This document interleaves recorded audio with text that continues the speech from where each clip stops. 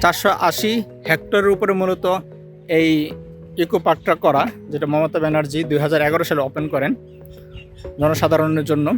উনি জনসাধারণকে ভালোবেসে মূলত এই পার্কটা ওপেন করছেন অনলি ফর।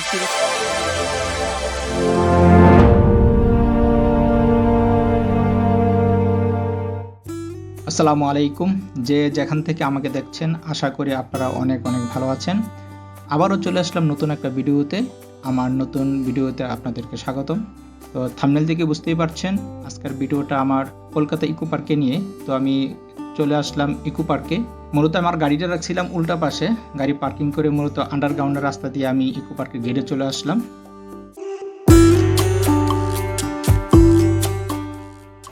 মূলত কলকাতার নিউটন সিটির মাঝখানেই হচ্ছে ইকো পার্কটা, বিশাল পরিসরে। এটা হচ্ছে 2 নম্বর গেট। ইকো পার্কের কিছু গুরুত্বপূর্ণ ইনফরমেশন থাকবে আমার এই ভিডিওর শেষে। ততক্ষণ তো ভিডিওটা শেষ পর্যন্ত দেখবেন, তাহলে আপনাদের অনেক উপকার হবে। কয়টা গেট আছে, কোন গেট দিয়ে ঢুকলে সহজে পুরা ইকো পার্কটা ভিজিট করা যাবে। আর যারাই কলকাতায় এসে ইকো পার্ক ভিজিট করতে চাইবেন তাদের অনেক কাজে আসবে। ভিডিওটা শেষ পর্যন্ত দেখুন। হলো ইকো পার্কের টিকিট 30 টাকা রাখলো। প্রিয় ভিউয়ার্স, আমি টিকিট পাস করে আমি ভিতরে চলে আসলাম। তো ভিতরের পরিবেশটা দেখতে পাচ্ছেন, সবুজে ঘেরা একটা অসাধারণ একটা পার্ক, যেটা হলো ইকো পার্ক। আমি চেষ্টা করব কিছু ইনফরমেশন প্লাস হচ্ছে পুরা ইকো পার্কটা ঘুরে দেখানোর জন্য। তো আপনারা না টেনে পুরা ভিডিওটা দেখবেন, আশা করি আপনাদের অনেক ভালো লাগবে। তো আমি এখন চলে আসলাম হাঁটতে হাঁটতে লেকের পাড়ে। এসে দেখতে পেলাম যে প্রচুর ঘাট করা আছে এখানে, দেখতেই পাচ্ছেন, যেখানে নৌকা দিয়ে মানুষ ঘোরার জন্য। আর দূরে দেখতে পাচ্ছি একটা আইফেল টাওয়ার। আর এই পাশটাতে মূলত বিশাল আকারে একটা লেক, দেখতে অসাধারণ, খুবই চমৎকার একটা জায়গা।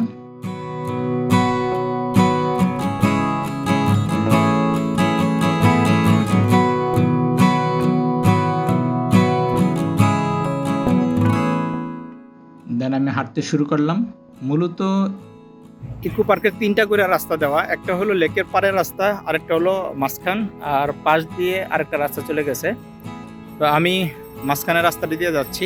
আসলে এখানে না আসলে কেউ বুঝবে না যে কলকাতার মাঝে এত বিজি একটা শহরের মাঝখানে এত বিশাল পরিসর নিয়ে তারা একটা সিটি করছে, যেটা হলো নিউটন সিটি। নিউটন সিটির মাঝখানেই মূলত ইকো পার্কটা।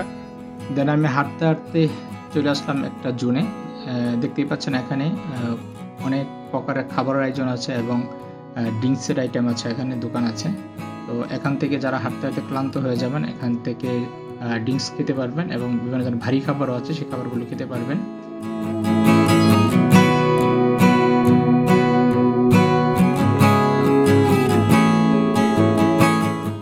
আপনারা কি এখানেই কাজ করেন? একটু ইনফরমেশন আমাকে দিতে পারবেন দাদা? এটা কত একরের উপরে মূলত ইকো পার্কটা?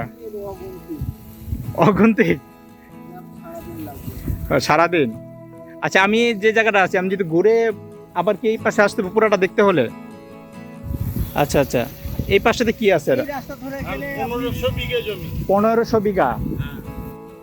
আচ্ছা আচ্ছা, এই রাস্তা ধরে গেলে তাজমহল সেই ইয়ে দেখা যাচ্ছে, দেখো। হ্যাঁ হ্যাঁ, তারপরে আমার ওদিকে আসা যাবে গ্রাম বাংলার দিকে। ওকে, ঝিলের দিকে চলে আসতে পারবে আমার। আচ্ছা, মূলত তাজমহল, তারপর আর কি কি জানি আছে এখানে? বাটারফ্লাই আছে, তোমার রেনফরেস্ট আছে, হনুমান গার্ডেন আছে, সব এই পাশে না? আর ওই গার্ডেন আছে। আর ওই পাশটাতে কি আছে? আর কিছুই নেই, মূলত সবগুলোই ডান পাশে। আর ওই যে সন্ধ্যাকালীন যে ইয়াটা করবে লাইটিং, এটা কি মেন এই জলের উপরেই না? ওকে, থ্যাংক ইউ দাদা। বেশি কিছু নেই, এটা একটা সবুজ গাছগাছালি পড়া। এটা মমতা রুল পার্ক, সবুজ যা আছে গাছপালা। আচ্ছা আচ্ছা, এত কিছু নাই। এটা কি মমতা ব্যানার্জি নিজস্ব, মানে ওনার অবদানে করা এটা? আচ্ছা, এটা সবুজ, রাইট। আমি ওইটাই বলতেছিলাম যে আসলে এখানে তেমন কিছু নাই, কিন্তু যারা ন্যাচারাল ভালোবাসে তারা আসলে এখানে খুব ভালো লাগবে, মানে সময়টা কাটানোর মতো।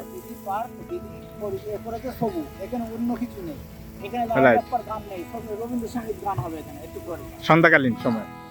ওকে, থ্যাংক ইউ দাদা।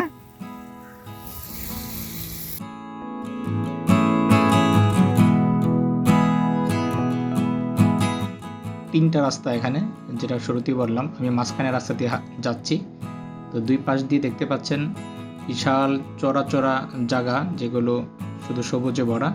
তো হাঁটতে হাঁটতে আমি দেখতে পেলাম একটা কুড়ে ঘরের মতো, খুবই চমৎকার একটা ঘর সাজানো, বাট আমি জানি না এটা কি। তো আমি যাই দেখি এটার ভিতরে কি আছে। আমি দেখতে পাচ্ছি এখানে সুন্দর একটা রুম করা। এটা কি আসলে কোনো সাইনবোর্ড দেখতে পাচ্ছি না। দাদা এটা কি মূলত? এটা না এমনি ভিতরে মূলত কি বানাইছে? এমনিতেই রুম? বাঁকুড়া বিষ্ণুপুরে যে মন্দির আছে, ও বাঁকুড়া, বাঁকুড়া, যে মন্দির আছে না পোড়ামাটি, হ্যাঁ পোড়ামাটি। ও আচ্ছা আচ্ছা। বিয়স আসলে সাইনবোর্ড না দেখে আমি এই জন্য এক ভাইকে জিজ্ঞেস করলাম। উনি বললো বাঁকুড়া বিষ্ণু মন্দির, যে পোড়ামাটির যে মন্দির আছে একটা, সেই পুরা মন্দিরের একটা নিদর্শন এখানে করে রাখছেন।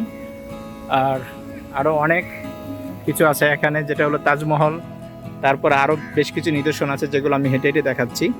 দেন আমি সামনে হাঁটা শুরু করলাম। আসলে একটা বিশাল পরিসরে একটা ইকো পার্ক, বুঝতেই পারতেছেন। এখানে এই অল্প সময়ে আসলে সব তুলে ধরা সম্ভব নয়, তাই আমি যতটুকু সম্ভব আমি চেষ্টা করব তুলে ধরার জন্য। তো আমি হাঁটতে হাঁটতে চলে আসলাম। এখানে দেখতে পেলাম কিছু জিরাফের মূর্তি বানানো, এবং প্রচুর বাচ্চা কাচ্চা এবং শিশুরা আসতেছে এখানে, তারা খুবই আনন্দ সহকারে সে বেড়াচ্ছে।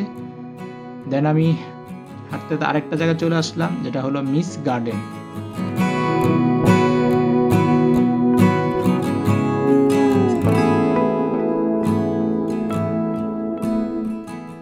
স্পষ্ট লেখা আছে ডোন্ট টাচ। এখানে যদি কেউ হাত দিয়ে ছবি উঠায় তাহলে 500 রুপি জরিমানা হবে, খুব স্পষ্টভাবে লেখা আছে। এই জায়গাটা খুব চমৎকার আকারে পানি বের হচ্ছে। জায়গাটাকে ঠান্ডা করার জন্য মূলত পানি বের হচ্ছে বাষ্পর মতো। এখানে একটা ম্যাপ দেখতে পাচ্ছি কোন গেটের পাশে কি আছে। এই আমি 3 নম্বর গেটে চলে আসলাম। টোটাল গেট আছে এখানে 7টা। তো আমি ঢুকলাম 2 নম্বর গেট দিয়ে। আর প্রত্যেকটা গেটের সামনেই এরকম খাবারের আয়োজন আছে, গাড়ি পার্কিং আছে। তা আসলে আমি যত হাঁটতেছি ততই ভালো লাগতেছে। আসলে এত সুন্দর করে সাজিয়ে রাখছে এই ইকো পার্কটা, আসলে ভাষায় প্রকাশ করার মতো না। যাই হোক, আমি হাঁটতে হাঁটতে চলে আসলাম আরেকটা গার্ডেনে। তো এখানে দেখতে পাচ্ছি বেশ কিছু অনেকগুলো মূর্তির ছবি, মানে যেগুলো মাস্ক। আসলে পরে জানতে পারলাম এটা হচ্ছে মাস্ক গার্ডেন, যেখানে হিন্দু ধর্মাবলম্বী যারা আছেন তাদের যে দেবতা আছে তাদের মূলত মাস্কের ছবিগুলো এখানে সাজিয়ে রাখছে গার্ডেনের ভিতরে।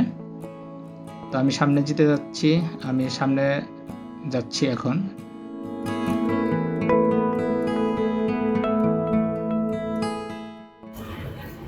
এটা হচ্ছে প্রজাপতি গার্ডেন।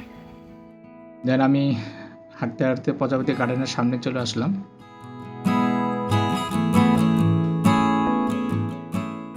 তাদের কটা বন্ধ খোলা থাকে গার্ডেন? এখনই বন্ধ? বন্ধ 4টে। আমি একটু 5 সেকেন্ড খালি আমি একটু ভিডিও নিব।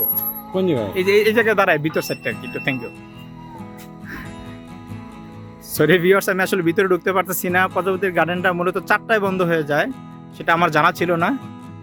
অসাধারণ একটা জায়গায় দেখতে পাচ্ছেন।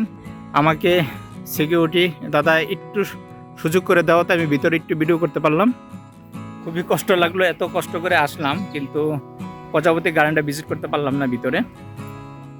বিকজ আমি হাঁটতে হাঁটতে চলে আসলাম আরেকটা প্লেসে। তো আমি দূর থেকে দেখতে পেলাম ভিতরে একটা গোল্ডেন কালারের একটা মূর্তি, আর চতুর্থ সাইডে হচ্ছে ফোয়ারা। খুবই চমৎকার লাগতেছে এবং প্রচুর লোকজন এখানে এনজয় করতেছে এবং ছবি ওঠাচ্ছে। আসলে দেখার মতো একটা জায়গা। আমি বারবারই বলবো, এখানে আসলে না আসলে কেউ বুঝবে না এটার পরিবেশটা আসলে কতটা চমৎকার। যাই হোক, আমি চলে আসলাম আরেকটা জায়গায়, যেতে যেতে দেখলাম সাইডে দিয়ে গার্ডেন করা এবং লেক করা, যাতে বৃষ্টি হলে পানিগুলো চলে যায়।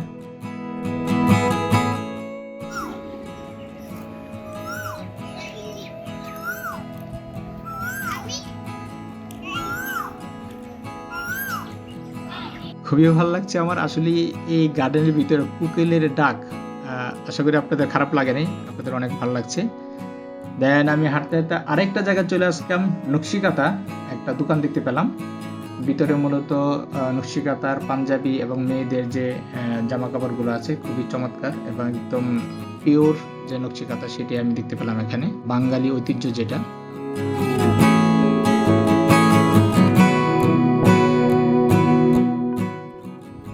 সেভেন ওয়ান্ডারে ঢোকার জন্য টিকিট কেটে ফেললাম, 30 টাকা লাগছে টিকিট। ইকো পার্কে ঢোকার সময় 30 টাকা দিয়ে ঢুকছিলাম, তারপর আর কোনো টাকা লাগে নাই। এই প্রথম একটা এন্ট্রি পাইলাম সেভেন ওয়ান্ডার, বুঝতেই পারতেছেন নামটা শুনে এর ভিতরে কি আছে। এই ঢুকছি সেভেন ওয়ান্ডার। আসলে এই সেভেন ওয়ান্ডারের ভিতরে ঢুকি আমি প্রথমেই যে জিনিসটা দেখলাম সেটা হচ্ছে মিশরের পিরামিড। ওয়াও, অসাধারণ, ওয়ান্ডারফুল। একেবারে মনে হচ্ছে যে এখানে আমি মিশরেই আছি, কারণ এটার ডিজাইন এবং এটার কালারটা এমনভাবে করা, কেউ যদি মিশরের পিরামিড না ভিজিট করে থাকে তাহলে এটা বোঝার কোনো যুক্তি নেই যে এটা আসলে অরিজিনাল মিশর কিনা। যাই হোক, আমি হাঁটতে হাঁটতে মিশরের পিরামিডের ভিতরে ঢুকতেছি। ভিতরে ঢুকে দেখলাম যে মিশরের যে ওই সময় রাজা ছিলেন, হ্যাঁ, ওনাদের মূলত অঙ্কন করা, ওয়ালের ভিতরে মূর্তি অঙ্কন করা, এবং এখানে অনেক কিছু বোঝাচ্ছে। আর পাশেই হচ্ছে একটা মিশরের যে রাজা তার মমি রাখা আছে। খুব চমৎকারভাবে সবাই এখানে ছবি নিচ্ছে এর পাশ থেকে, আমিও ভিডিও নিলাম। আসলেই খুবই চমৎকার ছিল জায়গাটা।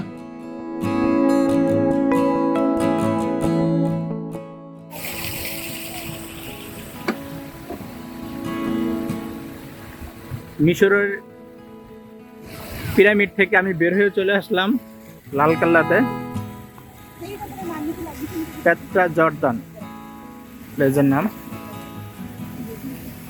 এই হলো সেই লালকেল্লা, এর ভিতরে কফি হাউস আছে দেখা যায়।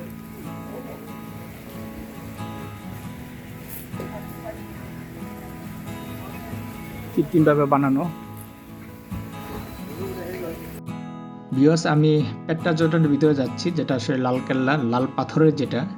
ভিতরে গিয়ে দেখতে পেলাম লাইটিং করা এবং এখানে বেশ কিছু ভাস্কর্য এখানে রাখা আছে, খুবই চমৎকার। আসলেই এই জায়গাটা মানুষকে সময় স্পেন্ড করার জন্য ভালো একটা পরিবেশ এখানে করে দিয়েছেন মমতা ব্যানার্জি।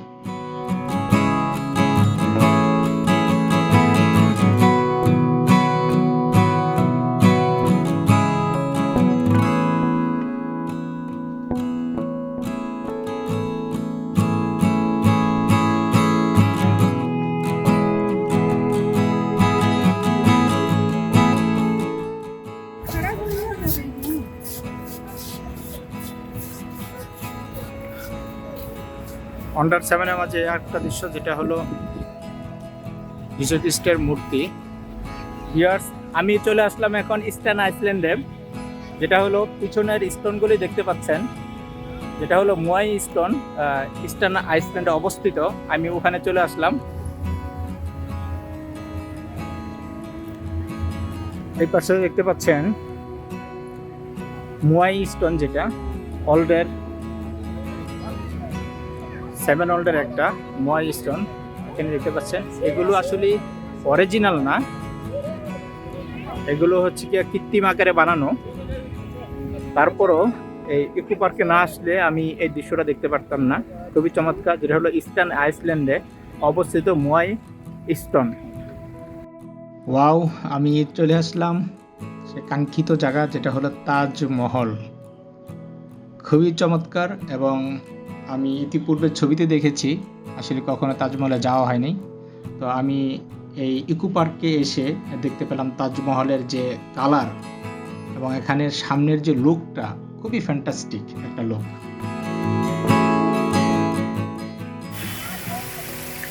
কলকাতা ইকো পার্কে আসলে আগ্রা যাওয়া লাগবে না। আগ্রা যাওয়ার যে আকাঙ্ক্ষা সেটা এখানে আসলে পূরণ হয়ে যায় আশা করি।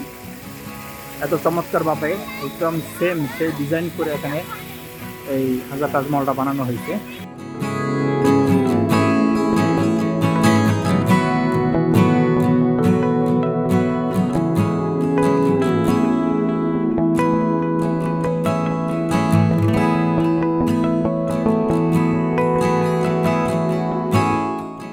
এবং হেঁটে হেঁটে আমি উপরে যাচ্ছি, ঘুরে ঘুরে দেখলাম খুবই চমৎকারভাবে আরবি লেখা দিয়ে মূলত ডিজাইন করা। বিভিন্ন লেখাগুলো এতটা ভালো পড়া যায় না আরবি, বিভিন্ন আয়াত লেখা তাজমহলে যেভাবে, এবং ভিতরে তাজের সমাধি সেটা রয়ে গেছে এখানে, খুব সুন্দরভাবে ওখানে ডিজাইন করছে মুমতাজের যে সমাধিটা।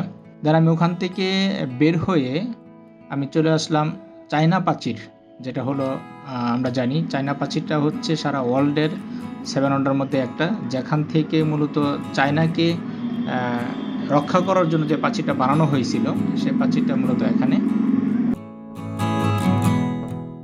আসলে চায়না প্রাচীর থেকে পুরো শহরটা দেখা যাচ্ছে। তাজমহলটা লাইটিং করা সাদা পাথর দিয়ে। আসলে এক জায়গার মধ্যে এতগুলো প্লেস, এতগুলো জায়গা, যেটা হলো আসলে ইকো পার্কে না আসলে কখনই দেখা হতো না আমার। চায়না প্রাচীর শেষ করে আমি এখন চলে আসলাম, বলুন তো এটা রুমের সেই ক্লুজিয়ামের সামনে আমি এখন চলে আসলাম। এই সেই রুমের ক্লুজিয়াম।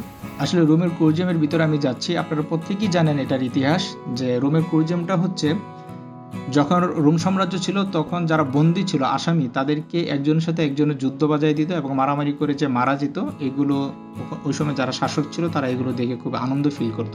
এটাই সে রোমের ক্লুজিয়াম।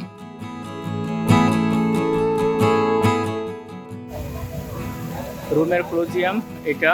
তারপর হচ্ছে চীনা প্রাচীর। সন্ধ্যা হয়ে গেছে তাই আমি সংক্ষিপ্ত আকারে একটা ভিডিও নিচ্ছি। সেটা হলো এই হলো তাজমহল আগ্রার। লাইটিং দেওয়ার পরে কেমন হয়, এটা সন্ধ্যাকালীন লাইট, রাত যত গভীর হবে তা তো তখন আরও সুন্দর লাগবে। আর এটা হলো মিশরের পিরামিড এটা। তারপরে হচ্ছে লালকেল্লা, তারপরে ওই পাশে স্টোন দেখতে পাচ্ছেন, প্রত্যেকটা স্টোনের সামনে লাইট করা আছে। লাস্ট যেটা দেখতে পাচ্ছেন সেটা হলো যীশু খ্রিস্টের মূর্তি। ভিউয়ার্স, আমি আসলে মন মতো ভিডিও বানাতে পারি নাই, কারণ আমার ক্যামেরাটা ওপেন হচ্ছে না। আমি যে ক্যামেরা দিয়ে মূলত ভিডিও করি গোপ্রোতে, হঠাৎ করে সেটিং চাচ্ছে, তো সেটিং দেওয়ার জন্য ওয়াইফাই দরকার। তো ওয়াইফাইটা বন্ধ হয়ে গেছে, যেহেতু আমি বাইরে আছি, সেটিং দিতে পারতেছি না, তাই ভিডিওগুলো আমি মোবাইলে করছি। যেহেতু আমি দেশের বাইরে আসছি, ইন্ডিয়াতে ইন্টারন্যাশনাল একটা ট্যুর, তো আমি চেষ্টা করছি কিছু স্মৃতি যেন ধরে রাখতে পারি, আপনাদের জন্য যেন কিছু উপহার দিতে পারি। তাই ভিডিওতে মোবাইলে করা। সাথে সাথে আরও দুঃখের সাথে জানাচ্ছি, মোবাইলেও আমার চার্জ শেষ হয়ে যাচ্ছে, আর পাওয়ার ব্যাংক কাজ করতেছে না। সম্ভবত পাওয়ার ব্যাংকের চার্জ শেষ হয়ে গেছে, যেহেতু আমি সকালে বেরোইছি, অনেকগুলো স্পটে গেছি। সেই জন্য যদি সামনে আর ভিডিও করতে না পারি তাহলে এতটুকুই। আর যদি চার্জে কভার করতে পারি তাহলে সামনে আরও কিছু ভিডিও আমি আপনাদেরকে দেখাবো। কিছু ওয়াটারফলের লাইটিং আছে ওখানে, যেটা সন্ধ্যাকালীন শুরু হয়। আর লাস্ট যে ইনফরমেশনটা আমি দিতে চাই সেটা হলো, আমি শুরুতেই বলছিলাম ভিডিওর শেষে আমি কিছু ইনফরমেশন দিব। সেই ইনফরমেশনটা হলো, এখানে 480 হেক্টরের উপরে মূলত এই ইকো পার্কটা করা, যেটা মমতা ব্যানার্জি 2011 সালে ওপেন করেন জনসাধারণের জন্য। উনি জনসাধারণকে ভালোবেসে মূলত এই পার্কটা ওপেন করছেন। 30 রুপির বিনিময়ে উনি এন্ট্রি ফি করছেন। ভিতরে শুধু আমি একটা টিকিট এন্ট্রি ফি পাইলাম, যেটা 7 ওয়ান্ডার দেখতে পাচ্ছেন, ওইটাও ছিল 30 রুপি। এই যে আমি পায়ে হেঁটে যে স্থল ভূমিটা দেখছেন, এটা হচ্ছে 190 হেক্টরের উপরে, আর 42 হেক্টর হচ্ছে গিয়া লেক। যে শুরুতে আমি যে লেকটা দেখাইছিলাম সেই লেকটা হচ্ছে 42 হেক্টরের উপরে। সময় শেষ হয়ে গেছে, 8টায় ক্লোজ হয়ে যাবে। আরও অনেক কিছু দেখার ছিল, এত বিশাল পরিসর। আসলে একদিন সকালে আসলে সারাদিন চলে যাবে। তো আপনারা যারাই এখানে আসবেন একটু সময় নিয়ে আসবেন। আর যদি শীতকালে আসেন তাহলে বেটার, কারণ প্রচুর হাঁটতে হবে এখানে, কারণ এখন প্রচণ্ড গরম, এর জন্য মানুষ টায়ার্ড হয়ে যাচ্ছে। আমিও নিজে অনেক টায়ার্ড, প্রচুর ঘামতেছি, তারপরও খারাপ লাগতেছে না, ন্যাচারালিটি থাকার কারণে মোটামুটি বাতাস আছে। তো সাথে সাথে শীতকালে আসলে খুবই বেটার। আর ফ্যামিলি নিয়ে আসলে তো আরও মজা করতে পারবে। এখানে প্রচুর জায়গা, ছেলে মেয়েদের জন্য, বাচ্চাদের জন্য প্রচুর এনভায়রনমেন্ট দেওয়া আছে এখানে। লাস্ট যে ইনফরমেশনটা সেটা হলো, আপনারা যারাই আসবেন সেটা হলো 2 নম্বর গেটে আসবেন। 2 নম্বর গেটটা হচ্ছে মিডল পয়েন্টে।